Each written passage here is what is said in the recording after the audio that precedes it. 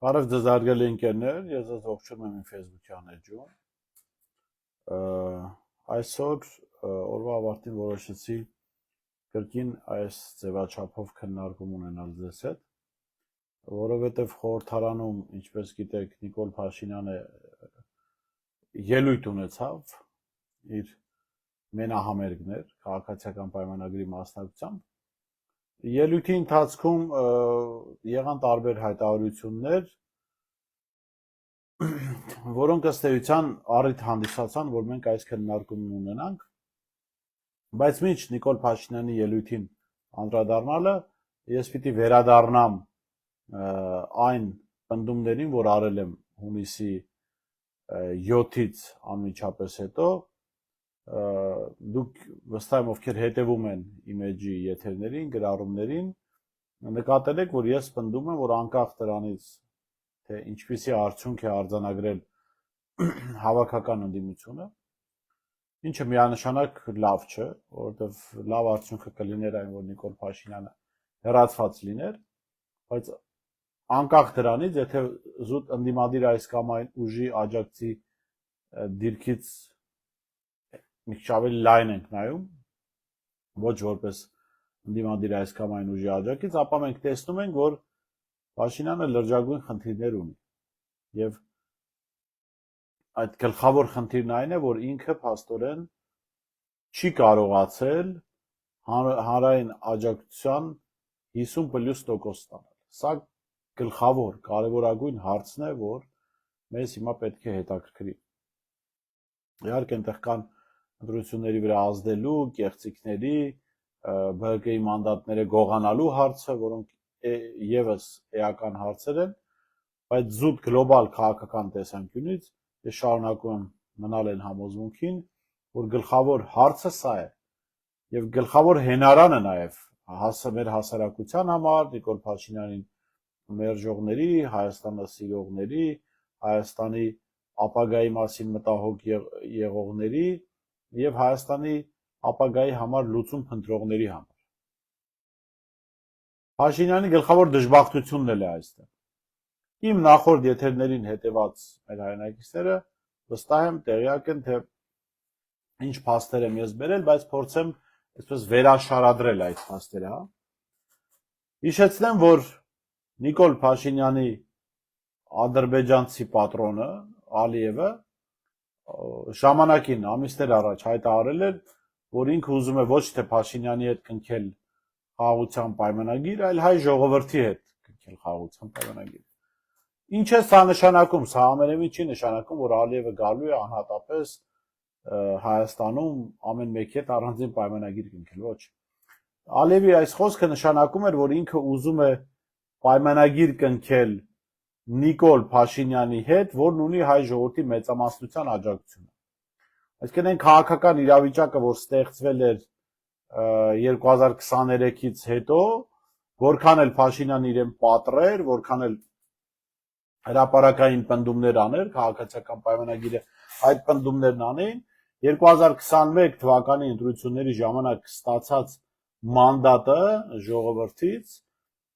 որևէ կապ չուներ այն օրակարգի հետ, որը ինքը սպասարկում էր հատկապես 2022 թվականի հոկտեմբերի 6-ից հետո, երբ Պրահայում Արցախը ճանաչեց Ադրբեջանի մաս եւ դրա շարունակությունը 2023 Արցախի դեմ պատերազմ, Արցախի հայաթափում եւ ուրացման քաղաքականություն, որը հրապարակային արդեն որդեգրեց Նիկոլ Փաշինյանը։ Այսինքն Ալիևը լավ էր հասկանում, անկախ նրանից ինչ քարոզչական թեզեր է առաջ տանում Նիկոլ Փաշինյանը, Փաշինյանը չունի հայ ժողովրդի մանդատը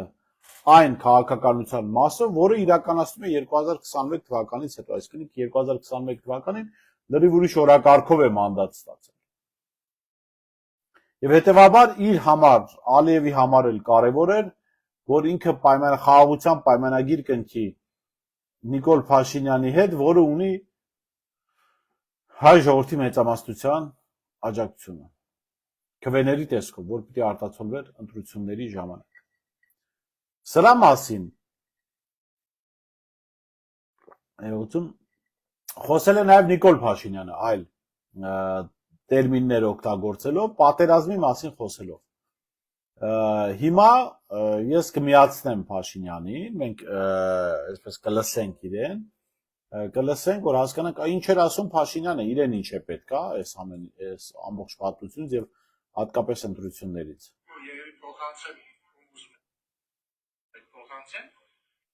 Իրոք է ներողություն։ Բայց չի պատերազմ կլի, որ եթե քաղաքացիական պայմանագիրը չստանա մեծամասնություն, ոչ թե որովհետև քաղաքացիական պայմանագրից գոյությունից է կախված պատերազմի մեջ չլինելը բանից ուղիղ իմաստով, այլ եթե քաղաքացիական պայմանագրի ներողություն, հիմա ես կմիացնեմ, այստեղ ուղղակի խոսակցության շարունակություններ լսվում։ Ու էս Փաշինյան, ահա։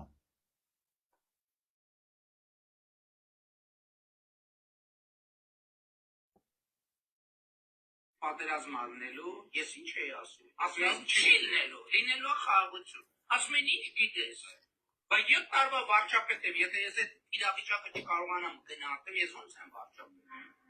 Հիմա էլ ասում եմ լինելու է պատերազմ սեպտեմբերին ու աղետաբեր պատերազմ։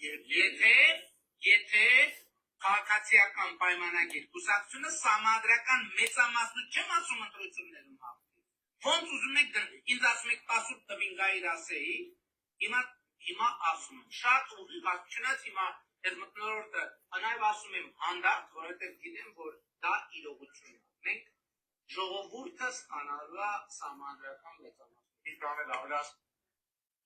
Լսեցիք, սա ընտրություններից առաջ արված հայտարարություն է, նախընտրական քարոզարշավի փուլում, կամ մի քիչ դրանից առաջ։ Եվ ինչ է Փաշինյանի խոսքը, ասում է, եթե մենք չստանանք սահմանադրական մեծամասնություն, կլինի պատերազմ, աղետաբեր պատերազմ, այդ 18 թվականին ես ձեզ չասեցի, հետո դուք ինձ մեղադրեցիք, Արցախի հանձնման մասով ասում։ Հիմա ես ձեզ ասում։ Ինչի մասին է այս խոսակցությունը։ Եկեք մի անգամ էլ բացենք։ Ադրբեջանը ունի պահանջներ, որոնք Փաշինյան պիտի կատարի։ Պիտի կատարի ունենալով խորհրդարանում սահմանադրական մեծամասնություն։ Հիմա հայ ժողովուրդը, Հայաստանի քաղաքացիները իրենց ակտիվ մասնակցությամբ ոչ միայն Փաշինյանին զրկեցին սահմանադրական մեծամասնություն ունենալուց, այլև իրենց քվեարկությամբ ցույց տվեցին, որ Փաշինյանի օրակարգը սպասարկած չունի 50+ հաջակցություն, ավելին 50- հաջակցություն ունի, թե ինչքան մինուս դա ուրիշ հարց է, որովհետև ես համոզված եմ 50-20-25% է 49 չի, իրենց արձանագրած թվերով, 50- է հաստատ, թե ինչքան մինուս եկեք ճաշակին թողնենք, այստեղ կոնկրետության մեջ չմտնենք։ Ես կարծում եմ, որ 50-20-25%։ Հիմա ես ընտրության հենց հաջորդ օրը ասել եմ Փաշինյանի համար սա խնդիր է։ Ինքը ըստ էության իր տերերը տեսան, որ հայ հանրության զգալի մասը, մեծամասնությունը դեմ է իր վարած քաղաքականությանը։ Ոմանք համաձայն չէին, ասում են դե մանդատները ինքը ունի, ընտրական օրենսգրքով, չգիտեմ, սահմանադրությամբ, միևնույնն է կառավարությունը ինքը ձևավորել է։ Ոչ, կառավարության ձևավորման մասին չի խոսքը։ Այսօր հետաքրքիր էր ընկերներից մեկը ասաց, որ կառավարության ձևավորումը տեխնիկական հարց է։ Սա տեխնիկական իշխանության տեխնիկական ձևավորում է, զուտ օրենսդրության վրա հենվելով։ Բայց հանրային աջակցություն այդ իշխանությունը այլևս չունի։ Հանրային աջակցություն իշխանությունը չունի, սա է գլխավոր խնդիրը։ Եվ այսօր խորհրդարանում Փաշինյանի այդ հիստերիայի նոպայից ես առանձնացրել եմ մի դրվագ, որտեղ ինքը ըստ էության բացահայտում է, որ իր պատրոն Իլհամ Ալիևը խիստ բարկացած է իր վրա, խիստ բարկացած է, որովհետև իրեն փաստորեն տվել էին ժամանակ հայ ժողովրդին, հայաստանցիներին դենացիֆիկացնելու, իսկ ընտրությունների արդյունքները ցույց տվեցին, որ դենացիֆիկացիան չի հաջողվել։ Այսինքն ինքը չի կարողացել հայ ժողովրդի մեծամասնության միջից հանել ինքնության զգացումը, ազգային արժանապատվություն, այդ թվում նաև իրեն քվեարկողների մասին է խոսքը, որտեղ այդ քվեարկողների մեծ մասը ներողություն չեն սպասարկում Փաշինյանի օրակարգը, տարբեր գործոններով են հավաքվել այդտեղ։ Մի մասը խաբված է, մի մասը վարչական լծակներ են իր վրա ազդել, մյուս մասը ինչ որ շահեր է անձնական սպասարկում, ասենք բիզնես ունի, որը չի ուզում կորցնել եւ աջակցում է իշխանությանը եւ այսպես շարունակ։ Հիմա այս Ալիևի բարկությունը նաև հիստերիայի մեջ է գցել Փաշինյան։ Հիմա լսեք, տեսեք ինչ է ասում այս բանը։ Խայտարակ մի ելույթ ուղղակի։ Այս օրինակ հարց կարածակի չէ։ Հայաստանի Հանրապետությունում օրինակ 100,000-ավոր քաղաքացիներ համարում են, որ Հայաստանը 29,743 քառակուսի կիլոմետրով պիտի բավարարվի, թե չպիտի բավարարվի։ Այսինքն այդքան 100,000-ավոր այդպիսի մարդիկ կա։ Ես պիտի ասեմ, որ չկա այդքան։ Չկա։ Այդքան ընտրակաշառք կա։ Ցավոք սրտի, այդքան մարդիկ, որ այդպես մտածում են, ես թույլ տվեք ասեմ, որ չկա։ Ու սա շատ էական հանգամանք է, եւ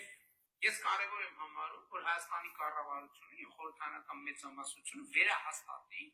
իր հավատարմությունը, եւ մենք վերահաստատել ենք մեր հավատարմությունը խաղաղության։ Ես դրա համար եմ ասում, սպառնալիքը տեղա։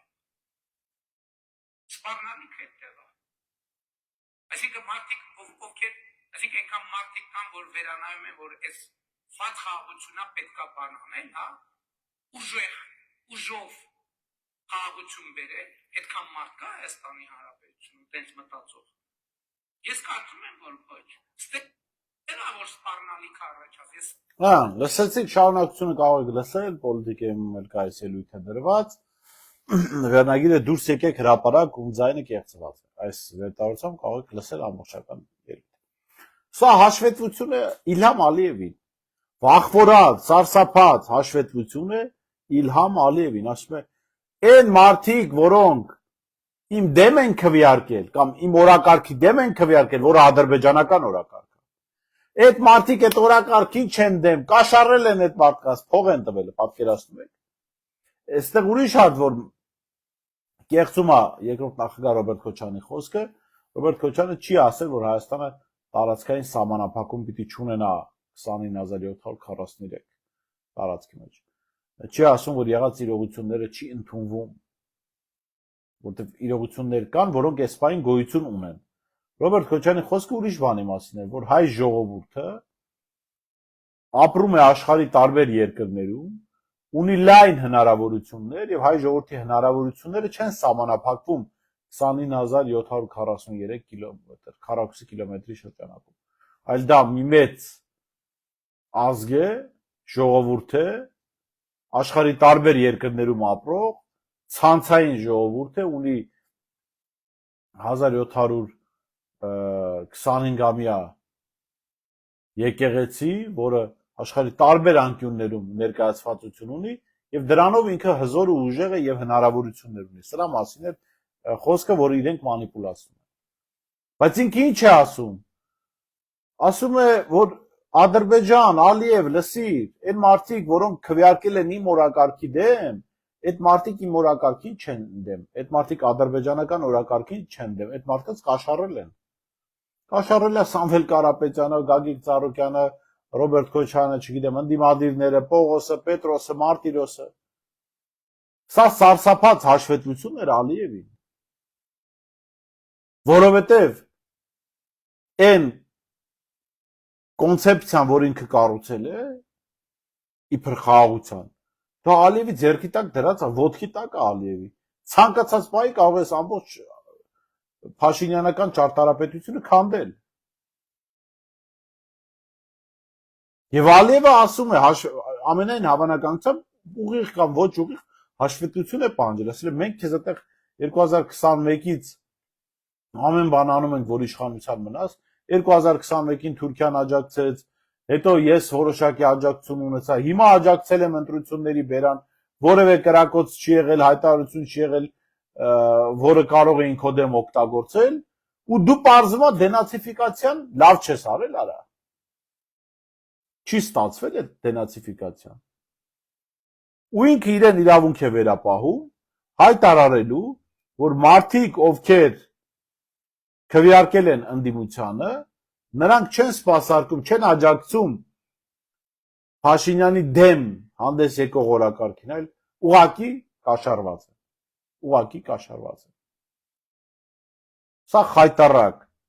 վարքագիծ է, բայց միևնույն ժամանակ հրաշալի բացահայտում, թե ինչու է սարսափած այս մարդը։ Ինչու է սարսափած այս մարդը։ Հայ ժողովուրդը ոչ միայն իրեն սահմանադրական մեծամասնություն չի տվել, այլ զրկել է հանրային պարզ մեծամասնության աջակցությունից։ Մեծամասնության պարզ աջակցությունից զրկել է 50% այս մարդը։ Ու դա աշխարհում ֆիքսել են։ Դա ֆիքսել են բոլորը, այդ թվում նաև Ալիևը։ Եվ ինքը անհանգստության պատճառ ունի։ Այս ամբողջ անհանգստության ֆոնին, երբ պարզվել է, որ ինքը չունի ժողովրդական աջակցության պարզ մեծամասնություն, մյուս կողմից խնդիրներ են Ռուսաստանի Դաշնության հետ, որ ինքը չի կարողանում լուծել։ Սպասվելիք խնդիրներ կան Ադրբեջանի հետ, ինքը խոսել է պատերազմի մասին, սեպտեմբերին, որ պետք է տեղի ունենա։ Եվ ըստ ամենայնի իր այս վարած քաղաքականությունի վերջը բերելու է պատերազմի, կամ ինքը փորձելու է հայ ժողովրդի համար անընդունելի հարցերի ընդունումը ընդունելի դարձնել պատերազմի միջոցով, Ալիևի հետ պայմանավորված։ Իսկ բարդ ժամանակներ են գալիս։ Եվ սրանով է պայմանավորված իր նյարդային վիճակը, սրանով է պայմանավորված ընդդիմադիրների դեմ եւ մասնավորապես երկրորդ նախագահ Ռոբերտ Քոչարյանի դեմ նոր, այսպես քրեական գործերի ի հայտ գալը։ Քրեական գործեր, որոնք հորինված են, մատից ծծված են, չգիտեմ, 2 տասնամյակից ավել ժամանակ անցել է այդ պատմություններին, որոնք իրենք հղում են տալիս կոնկրետ Ռոբերտ Քոչարյանի գործով, ինչպես հասկացանք փաստաբանի խոսքից, առնչվում է 2005 թվականի մի որոշման, որով հող է վարձակալության հանձնվել կամ օտարվել,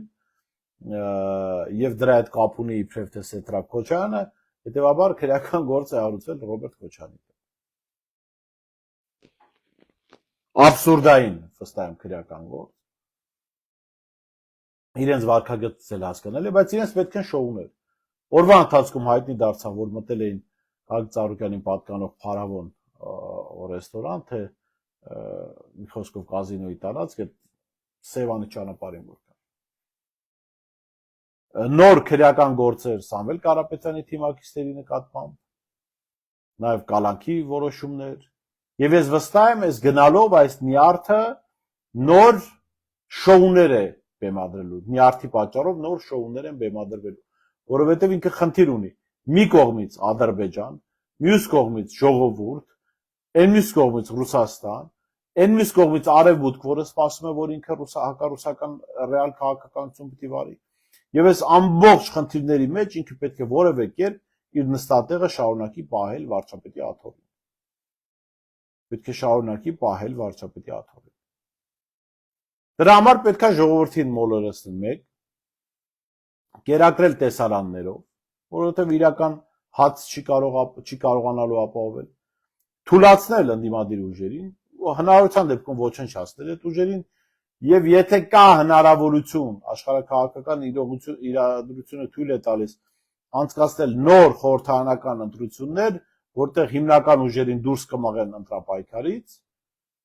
ձերբակալման, կալանավարման, այս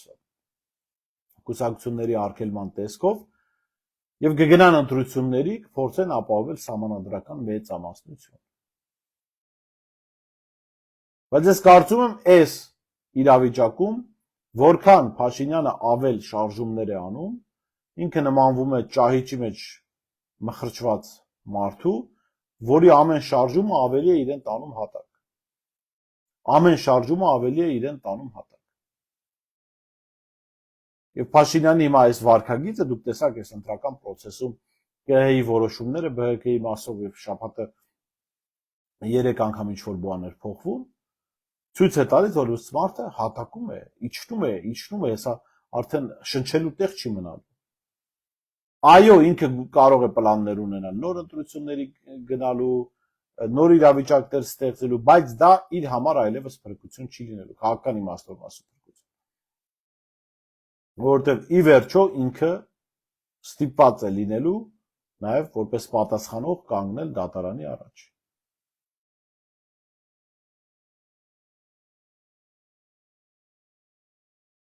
Այս ամենից ինքը չկարողացավ փրկվել ընտրությունների միջոցով,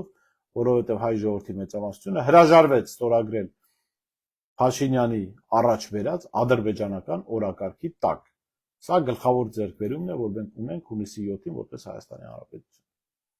Եվ սա հնարավորություն է, այդ հնարավորությունից մենք կօգտվենք, թե ոչ, ինչպես կօգտվենք, ինչպես չենք օգտվի, դա արդեն կախված է քաղաքական ուժերից, քաղաքական գործիչներից եւ մեր հասարակությունից գլոբալ իմաստով։ Բայց ընտրության գնացած Հայաստանի քաղաքացին այդ հնարավորությունը ստեղծել է եւ այդ խնդրումը Նիկոլ Փաշինյանի համար ստեղծել է։ Մնացածը արդեն ասեցի ընդդիմադիր ուժերի եւ հասարակության, քաղաքացիական հասարակության, իրական քաղաքացիական հասարակության, քաղաքական առաջնորդների եւ միավորների խնդիրն է եւ իրենք պիտի ցույց տան, որ կարող են այդ խնդիրը լուծել։ Ժողովուրդը իր ասելիքը ասել է։ Ժողովուրդը իր ստորագրությունը չի դրել Փաշինյանի օրակարգի տակ եւ սրանից է անհանգստացած։ Դրա համար է Ալիևը բարկացած։ Դրա համար է Ալիևին հաշվետվություն տալիս, թե բա ընտրակաշառքով են իմ դեմ քվեարկել, ոչ թե դեմ են իմ օրակարգին։ Ուղիղ չասեց, բայց իր ասածը սա էր, որ Հայաստանում բոլորը Արցախը ճանաչում են, կամ մեծամասնությունը Արցախը ճանաչում են Ադրբեջանի մաս, այդ ով որ էլ չի ճանաչում իբր 500 քանի հազար, այդ մարդիկ ընտրակաշառք են վերցրել։ Բայց վստահ եմ Ալիևը այդքան հիմար չի, Ալիևը հասկանում է, որ իր դեսպանը խնդիրը չի կարողացել լուծել